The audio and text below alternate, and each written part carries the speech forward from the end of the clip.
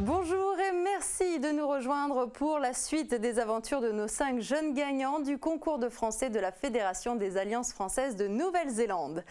Au programme aujourd'hui, visite au cœur de la forêt humide avec en prime un guide de choc, Chloé Fillinger, une animatrice du centre d'initiation à l'environnement. Direction le sentier du Pont-à-Manou sur la Konetiwaka.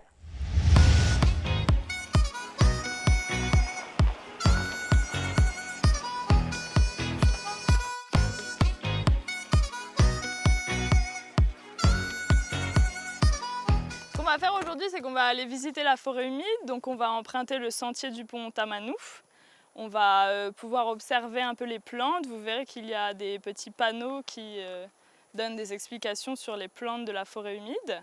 Moi, j'ai ramené aussi des fiches, donc des fiches qui donnent plein d'informations sur les plantes de ce sentier, donc on pourra s'en servir. Et ensuite, vous verrez qu'en bas, on va arriver dans un endroit où il y a des bancs, on va pouvoir s'installer un petit peu. Et ce que je vais vous demander de faire là-bas, ce sera de remplir des petits formulaires. Donc ça, je vous l'expliquerai plus bas, mais en attendant, c'est vous qui allez les porter. Juste avant de partir, j'aimerais bien que vous observiez la forêt que vous avez ici à votre droite. Et qu'on essaye de regarder un peu s'il y a beaucoup de sortes de plantes différentes dans cette forêt qui est là. Est-ce que vous pensez qu'il y a beaucoup de plantes différentes ou est-ce que ce sont toutes les mêmes plantes? Ce sont toutes les mêmes plantes. Ces arbres, ils ont été plantés par l'homme, hein, effectivement. Donc ça, c'est pas une forêt naturelle. C'est une forêt qui a été plantée. On plante ces pins pour pouvoir ensuite se servir du bois. Donc essayez de bien garder cette image de la forêt de Pinus dans votre tête. Comme ça, on essaiera de comparer avec la forêt humide qui, elle, est une forêt originelle, une forêt naturelle. D'accord ? Alors, je m'appelle Chloé et je suis l'animatrice du Centre d'initiation à l'environnement, qui est une association de sensibilisation à l'environnement. Alors là, aujourd'hui, on est venu découvrir le sentier du Pont-à-Manou. Donc on est à peu près au milieu de la Konetiwaka, à mi-chemin entre Koné et Pointe-du-Mé. Alors, donc vous voyez qu'ici on a le panneau de l'entrée du sentier. Vous voulez qu'on s'arrête quelques minutes dessus pour essayer de regarder un peu toutes les informations que ce panneau peut nous donner. Donc vous voyez qu'en haut on nous dit qu'on est sur le sentier du Pont-à-Manou. Et vous voyez qu'ici on a des pictogrammes. À quoi ils servent ces pictogrammes? À dire ce qu'il ne faut pas faire. À dire ce qu'on a le droit de faire et de ne pas faire. Donc qui peut me dire dans cette forêt, sur le sentier qu'on va emprunter aujourd'hui, ce qu'on aura le droit de faire et ce qu'on n'aura pas le droit de faire? On ne peut pas allumer des feux. Alors on ne pourra pas faire du feu. On devrait mettre le plastique dans les poubelles. Oui. On ne pourra pas jeter ces déchets sur ce sentier, il faudra les ramener avec nous. Autre chose? On ne peut pas toucher les plantes. Alors on aura le droit de toucher les plantes, mais par contre on n'aura pas le droit de les abîmer. On n'aura pas le droit d'arracher les plantes et on n'aura pas le droit non plus d'embêter, de déranger les animaux. On pourra les observer, mais il ne faudra pas les déranger. Par contre, qu'est-ce qu'on a le droit de faire? Marcher. On a le droit de se balader et vous voyez que là, hop, derrière l'araignée, là, on a une petite boucle. Cette petite boucle, ça nous indique que ce sentier, c'est une boucle. Donc on ne va pas faire un aller-retour, on va faire tout le tour et on reviendra de l'autre côté au parking. Vous avez des questions? On y va?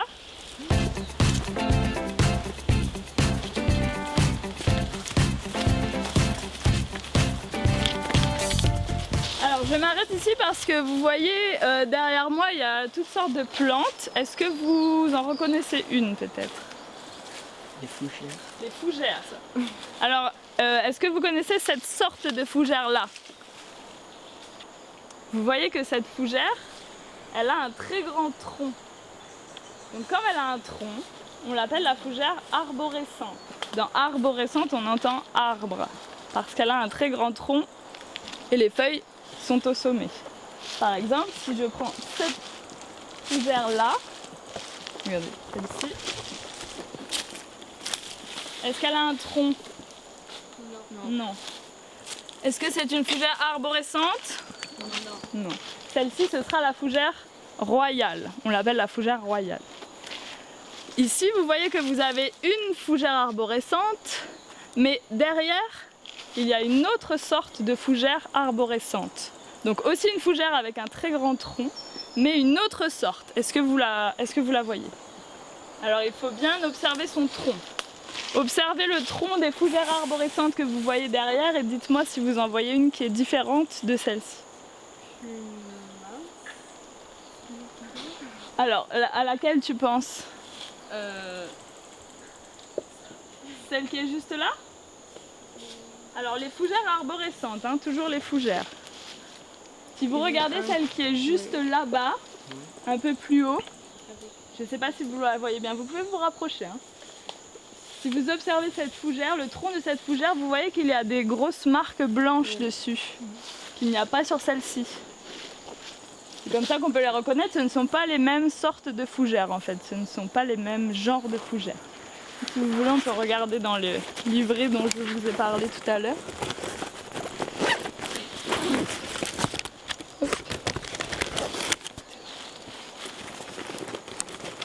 Garçon. Donc vous voyez que la fougère qui est un peu plus haut avec les marques blanches, c'est celle-ci.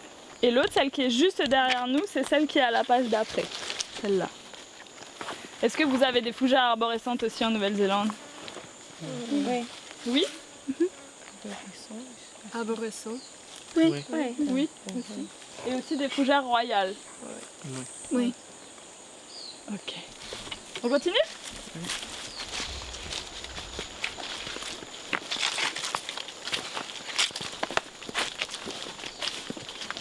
Ceux-là, c'est nous qui les avons plantés. Quand on vient sur le sentier, de temps en temps, on replante des arbres. Celui-là, c'est un kaori.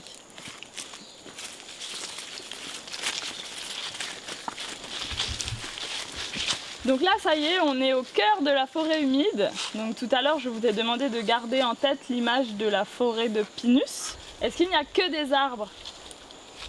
Non. Vous vous rappelez, dans la forêt de Pinus, il n'y avait que des arbres. On n'avait pas d'arbustes, on n'avait pas de petites plantes, on n'avait pas non plus de lianes. Là, si vous observez autour de vous, vous avez vraiment une très grande diversité de plantes. Donc ce que je vais vous demander de faire, vous voyez que sur votre petit polycopier, là, sur votre petit papier, sur la première page, il y a un grand cadre blanc. Donc moi, ce que je vais vous demander de faire, c'est d'aller dans un petit coin tranquille, par deux, enfin par groupe, et vous allez dessiner la forêt que vous avez devant vous. Donc vous allez essayer de dessiner toutes les plantes que vous voyez devant vous, dans le petit cadre. Essayez de bien dessiner les lianes, dessiner les grands arbres, dessiner aussi les arbustes. Alors, on ne fait pas des dessins d'artistes, hein. Il faut faire un schéma, d'accord, mais c'est pour essayer de bien se rappeler tout ce qu'il y avait dans cette forêt. Okay. Donc on a le temps, on n'est pas pressé. Installez-vous dans un petit coin où vous vous sentez bien. Observez cette forêt et dessinez-la comme vous la voyez. Donc le premier atelier, c'était de schématiser en fait le milieu qu'ils ont devant eux. Donc ils se posent tranquillement, ils observent bien toutes les différentes plantes, la litière qu'il y a au sol, les cailloux, le cric, etc. Et ils tentent d'en faire un croquis et ensuite on le légende, donc on nomme chaque élément qu'ils ont dessiné sur leur croquis.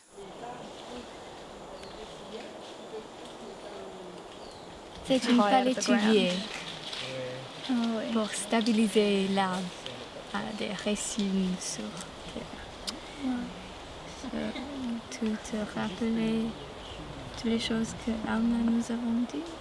C'est vrai qu'on dirait un palétuvier, mais en fait c'est un pandanus. Le palétuvier des montagnes, ça existe, hein, un palétuvier qui vit dans la montagne, il est juste là-bas derrière. Mais lui aussi, il a les racines en pont, comme tu disais, pour s'accrocher. Ouais.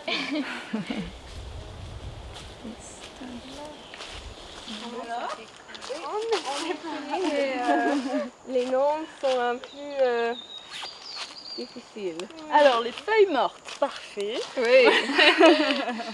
Les feuilles mortes, là, cette couche qu'il va y avoir sur le sol, on appelle ça la litière. Quand on est dans une forêt, parce que c'est ça qui va nourrir le sol, en fait. Okay. Les feuilles mortes, elles vont se décomposer.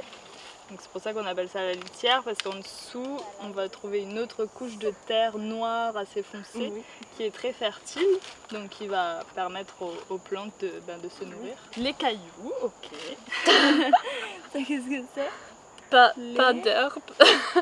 Ah, il n'y a pas d'herbe. Oui, c'est vrai que là, vu qu'il y a les feuilles mortes sur le sol, on n'a pas de gazon, enfin d'herbe, mais on a quand même plein de petites plantes qui poussent sur le sol. Oui. Et si vous regardez en face là-bas, là, vous voyez quand même qu'on a pas mal de petites herbes qui poussent. Oui. C'est plutôt ici qu'on n'a pas forcément d'herbe. Oui. Les petites fougères. Donc là, c'est le pandanus. C'est ça que vous avez. Oui. Pandanus, c'est Je l'ai dit. Comment ça s'écrit? P-A-N-D-A-N-U-S. Le but de cet exercice, en fait, c'est vraiment de s'imprégner du milieu qui nous entoure, de l'observer, parce qu'en fait, quand on essaye de dessiner quelque chose, on va vraiment s'attacher à tous les détails et essayer de représenter d'une manière globale ce qu'on a devant nous. Donc ça leur permet de s'attacher un peu à chaque petit élément qu'ils peuvent voir. Et puis ensuite, ça sert aussi, une fois qu'ils seront repartis en Nouvelle-Zélande et qu'ils nous auront oubliés, ils se rappelleront de cet endroit, de ce moment où ils ont découvert la forêt humide. Alors, qu'est-ce que vous connaissez pas? Moi, je connais pas tout non plus. Hein. Pandanus. Alors, celui qui est juste là, c'est aussi un pandanus. Vous voyez, c'est le même que celui-là, mais il est juste un petit peu plus petit. Ah, d'accord. Ceux-là aussi, c'est des pandanus. Et le grand arbre juste ici. Le grand arbre qui est juste là, il me semble que c'est un faux tamanou, si je dis pas de bêtises. Parce qu'il y a aussi le vrai tamanou. Enfin, on l'appelle le tamanou. Celui-ci lui ressemble, mais c'est le faux tamanou. Pourquoi c'est faux?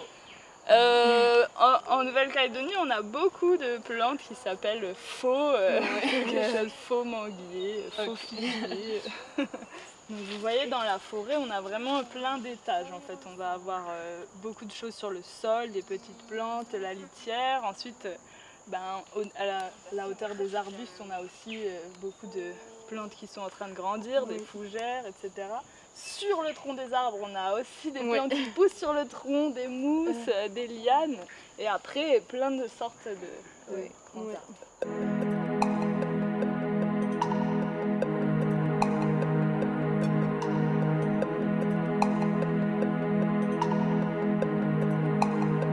Alors la première question c'est, à votre avis, à quelle altitude poussent les forêts humides?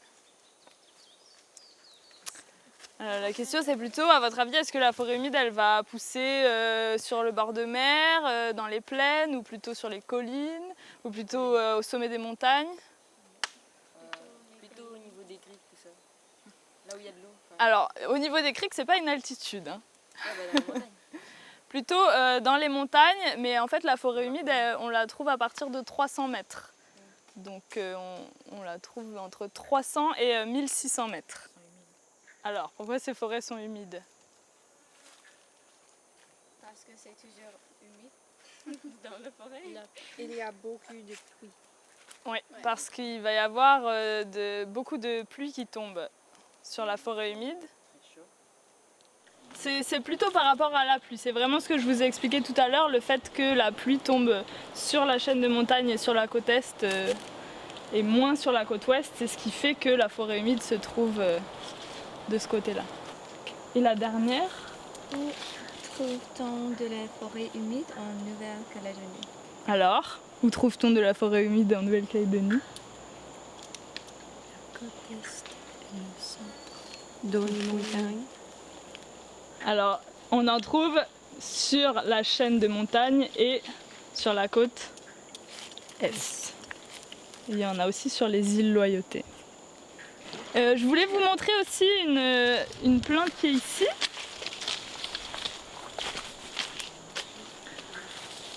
Alors, est-ce que vous vous rappelez ce que c'est cette plante?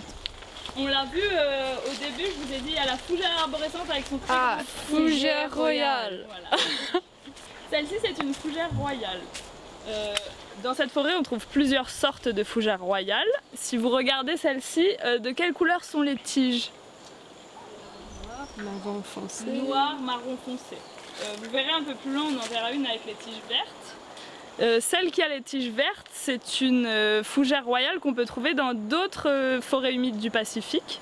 Tandis que celle-ci qui a les tiges noires, c'est une fougère royale endémique de la Nouvelle-Calédonie. Donc ça veut dire quoi? Endémique de la Nouvelle-Calédonie. Juste en Nouvelle-Calédonie. C'est ça. Ça veut dire qu'on ne va la trouver que en Nouvelle-Calédonie. Donc tige noire endémique, tige verte, on la trouve aussi dans d'autres forêts du Pacifique.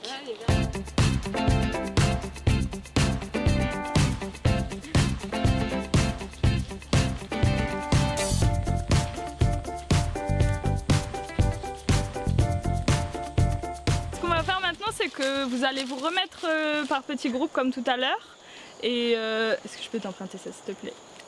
Ce que vous allez faire, c'est que vous allez essayer de décrire un des arbres de cette forêt humide. Donc on choisira ensemble un arbre et il va falloir essayer de remplir sa fiche d'identité. Donc vous avez plein de caractéristiques à cocher. Il faudra dire s'il est plutôt grand, plutôt petit, si ses racines sont dans le sol ou à la surface. Il faudra décrire le tronc, il faudra décrire les feuilles, le dessiner. Ok, donc pour ça, on va choisir un arbre, vous aurez le temps, hein, comme tout à l'heure, on s'assoit, on observe et on coche toutes les cases qu'il faut.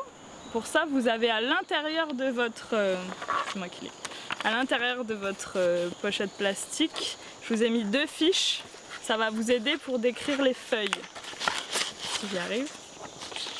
Donc il y a plein de mots pour décrire les feuilles. Il faudra essayer de trouver à quelle feuille ressemble celle de votre arbre. Okay. Si vous avez des soucis avec le vocabulaire qu'il y a sur cette fiche, n'hésitez pas à demander. Hein. Le faux houppe, est-ce qu'il y a un groupe qui voudrait prendre cet arbre-là? Oui. Oui? Les filles? C'est vous qui choisissez le faux houppe? Oui. Donc on vous laisse là, nous on va continuer un petit peu plus loin pour attribuer un arbre aux autres groupes. Vous venez?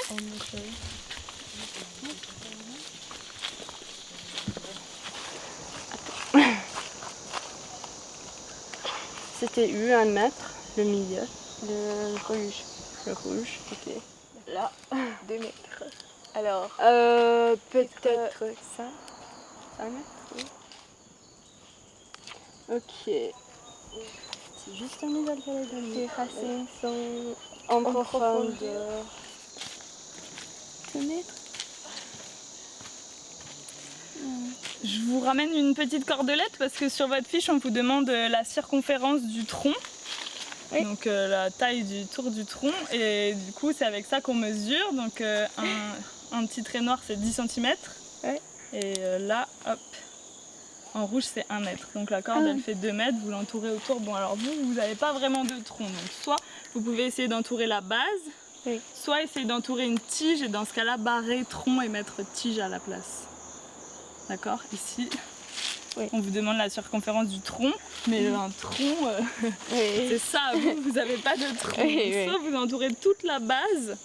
Toute la base. Toute la base des feuilles, soit si vous préférez, vous pouvez entourer une seule tige. Juste une tige, mais dans ce cas-là, ici, barré tronc et marqué tige. Ok. D'accord?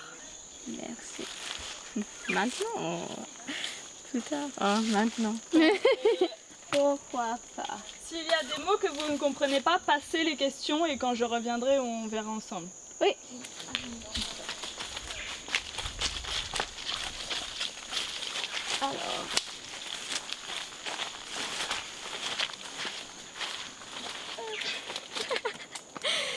Alors,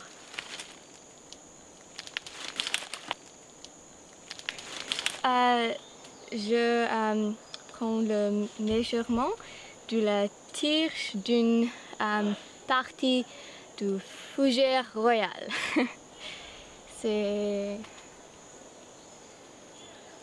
environ 12 cm parce que ça c'est 10 et c'est pas dans le milieu, alors c'est pas 13, c'est environ 12.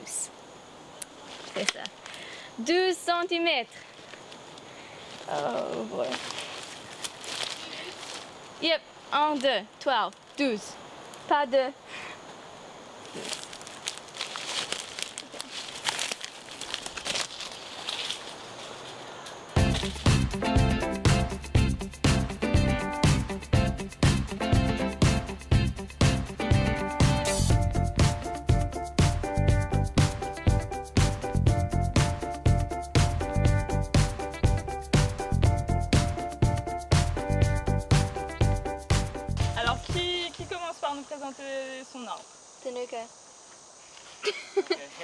On a étudié le cerisier bleu. C'est un grand arbre entre 10 à 30 mètres en haut. La circonférence du tronc, c'est à peu près 65 cm. C'est une espèce autochtone, ça veut dire que ce n'est pas endémique, mais ce n'est pas introduit. Les racines sont en surface, mais aussi ils piercent la terre en profondeur. L'écorce, c'est il y avait des végétaux, les mosses et des lichens, et c'était un peu blessé l'écorce. Les feuilles étaient alternes, brillantes et petites. C'était tout ensemble comme un main. Les feuilles sont très minces. On dit qu'elles sont composées. Composées, oui. C'est. Et les feuilles par terre, ils sont rouges. Super, merci beaucoup. Quelqu'un d'autre nous présente son arbre? Alors, voici le faux août. Le faux août. Faux août. Et nous avons étudié ça. Et l'ouverture de l'arbre était à peu près 5 mètres, alors c'est assez petit. Oui, c'est une espèce endémique, alors c'est juste en Nouvelle-Calédonie. Et ils ne peuvent pas être trouvés dans d'autres pays et les racines sont juste en profondeur. Il n'y a pas de racines en surface. Et l'écorce, c'était lisse, fine, sans cicatrice et ils ne se détachent pas. Ils étaient sans résine et il y avait des végétaux comme des lianes, des lichens, des mousses, fougères et des orchidées. Ils ont deux faces différentes, oui.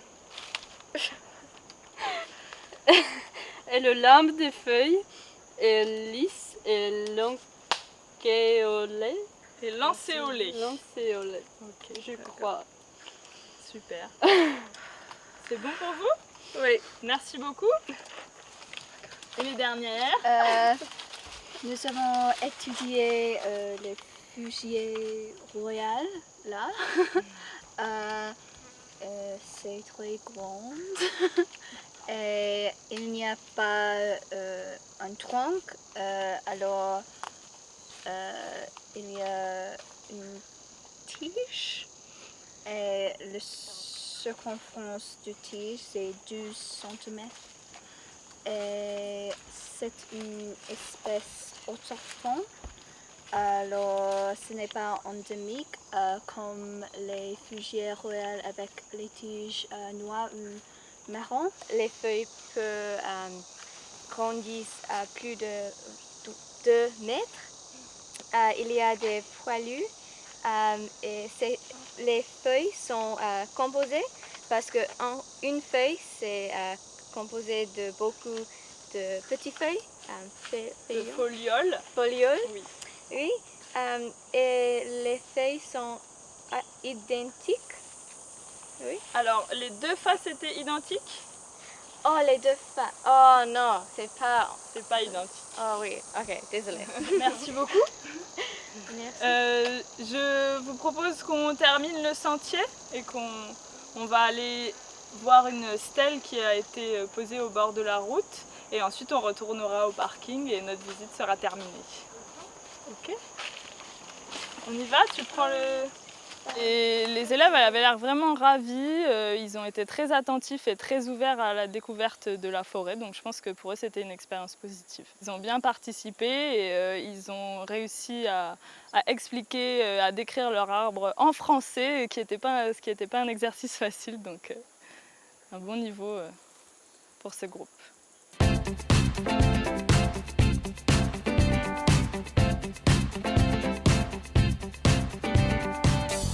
Qui voudrait bien nous lire cette stèle? Toi qui passes par ici, arrête-toi un instant et t'écoute. Je continue. Ok. Si tu trouves que cette route est belle, pense qu'elle est le résultat de 10 années de travail. Sache que c'est en 1990 que le premier coup de pioche a été donné et que les travaux se sont achevés en octobre 2000. Ça nous raconte un peu l'histoire de cette route. Vous avez vu que cette route, elle n'a pas toujours existé. Il a fallu 10 ans pour la construire. Et avant qu'il y ait cette route, pour aller de Coné jusqu'à Poindimier, on mettait 4 heures. Maintenant, on ne met plus qu'1 heure pour traverser et pour aller de Coné jusqu'à Poindimier. Pour construire cette route, il a fallu déplacer la rivière. Vous avez vu, quand on était en bas sur le sentier, on avait un tout petit peu d'eau qui coulait. C'est le lit de l'ancienne rivière. Avant, elle coulait par là, et maintenant, on l'a déplacée de l'autre côté de la route pour pouvoir construire la route. On a aussi été découvrir la stèle qui se trouve sur la Konetiwaka, parce que c'est une stèle qui décrit en fait l'histoire de la Konetiwaka. Et comme c'est un monument historique qui a une importance culturelle forte, je voulais qu'ils découvrent aussi cet aspect de la Calédonie. Est-ce que vous vous souvenez de plantes typiques de la forêt humide? Les fougères. Quelle sorte de fougères par exemple? Royal. Les fougères arborescentes et les fougères royales. Donc c'est des fougères géantes, hein. Vous avez vu, elles sont vraiment très grandes. Et les fougères avec les tiges, Les tiges. tiges noires ou marron foncé sont endémiques Oui, en Nouvelle-Calédonie. les fougères qui avaient les tiges noires, les fougères royales à tiges noires ou marron foncé, sont celles qui sont endémiques de la Nouvelle-Calédonie.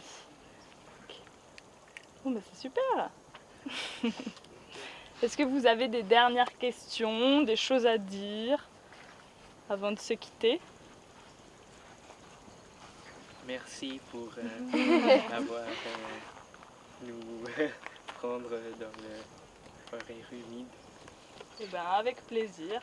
C'était très agréable pour nous aussi de vous accompagner. Hein, Alix? Le sentier du Pont Tamanou n'a maintenant plus de secret pour nos 5 jeunes Néo-Zélandais.